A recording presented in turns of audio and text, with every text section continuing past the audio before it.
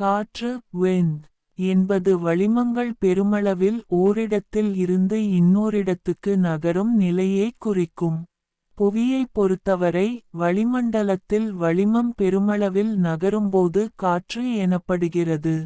விண்வெளியில் சூரியனில் இருந்து வளிமங்கள் அல்லது மின்னேற்றம் எலக்ட்ரிக் சார்ஜ் அடைந்த துகள்கள் வெளியேறி வெளிக்குள் செல்வது சூரிய காற்று சோலார் விண்ட் எனவும், கோள்களில் பிளானட் இருந்து நிறை குறைந்த வளிம தனிமங்களின் வெளியேற்றம் கோட்காற்று பிளானட்டரி விண்ட் எனவும் அழைக்கப்படுகின்றன.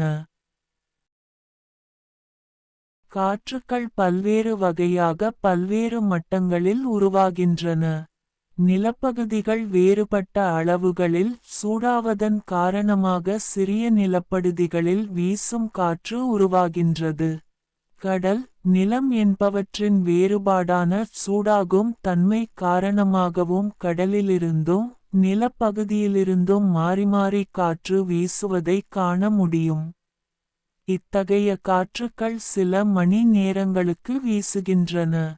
புவியின் வேறுபட்ட தட்பவெப்ப வலயங்கள் வேறுபட்ட அளவில் சூரிய ஆற்றலை உறிஞ்சுவதன் காரணமாக உலகு தழுவிய அளவில் காற்றோட்டங்கள் ஏற்படுகின்றன. பெரிய அளவில் காற்றோட்டம் ஏற்படுவதற்கான காரணங்கள் இரண்டு. நிலநடுக்கோட்டு பகுதிகளும் துருவ பகுதிகளும் சூரியனால் வேறுபாடான அளவில் சூடாக்கப்படுவது ஒரு காரணம். புவி சுழல்வதன் காரணமாக ஏற்படும் காற்றோட்டம் இன்னொன்று. இது கொரியோலியஸின் விளைவினால் கொரியோலஸ் எஃபெக்ட் ஏற்படுகின்றது. வெப்பவலய பகுதிகளில் தாழ் வெப்பம் தெர்மல் லோ காரணமாக சமநிலங்களும் மேட்டுநில பகுதிகளும் பருவப்பெயர்ச்சி காற்றோட்டங்களை ஏற்படுத்தலாம். கடற்கரையோர பகுதிகளில் கடற்காற்று நிலக்காற்று சுழற்சிகள் குறித்த பகுதிகளின் காற்றோட்ட நிலைமைகளுக்கு காரணமாகின்றன.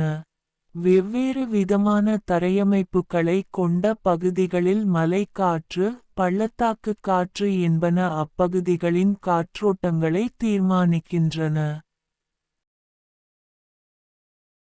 காற்று வீசும் வேகமும் அதன் திசையும் வானிலை எதிர்வுகூறல்களை பெறுவதில் முக்கியமுடையதாகும். காற்று திசை. காற்று திசை எனப்படுவது அது எங்கிருந்து உருவாகுகின்றது என்பதாகும். எடுத்துக்காட்டாக வடகீழ் பருவ பெயர்ச்சிக்காற்று வடகிழக்கிலிருந்து தென்மேற்காக வீசுகின்றது. காற்றின் திசை காற்று திசைகாட்டி மூலம் அறியப்படும். காற்று வீசும் திசையை அறிய காற்று திசை காட்டிகள் பயன்படுகின்றன. காற்றின் பயன்கள். காற்றாலைகள் மூலம் மின்சாரம் தயாரிக்கப்படுகிறது. காற்றாலைகள் தமிழ்நாட்டில் ஆரல்வாய்மொழி, பல்லடம், உடுமலைப்பேட்டை, கயத்தாறு போன்ற இடங்களில் உள்ளன. காற்றாலை மூலம் மின் உற்பத்தி செய்வதில் இந்தியாவில் முதலிடம் வகிப்பது தமிழ்நாடு. அதுமட்டுமல்லாமல் தமிழ்நாட்டில் வடகிழக்கு, தென்கிழக்கு பருவ காற்றின் மூலம் மழை பெறுகிறது. மனித நாகரிக வரலாற்றில் காற்று பல தொன்மங்கள் உருவாவதற்கு காரணமாக அமைந்துள்ளது. பல வரலாற்று நிகழ்வுகளின் மீதும் போக்குவரத்து, போர்முறைகள் என்பவற்றின் மீதும் காற்றின் செல்வாக்கை காண முடியும்.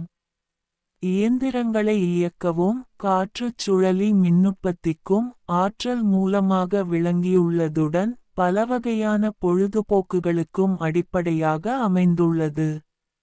ஒரு காலத்தில் உலகின் கடல் கடந்த பயணங்களுக்கு காற்றின் வலுவினால் இயங்கிய கப்பல்களே பயன்பட்டன. குறும் பயணங்களுக்கு பயன்படும் வெப்பவழி பலூன்கள் காற்றின் ஆற்றலை பயன்படுத்துகின்றன. அதே வேளை காற்று கடுமையாக வீசும்போது மரங்கள் முதலிய இயற்கை அம்சங்களுக்கும் மனிதனால் உருவாக்கப்பட்ட கட்டிடங்கள் முதலிய அமைப்புகளுக்கும் கடும் சேதங்களை உண்டாக்குகின்றது. காற்றினால் ஏற்படும் சீரற்ற காலநிலை வானூர்திகளின் பறப்புக்கும் ஆபத்தான நிலைமைகளை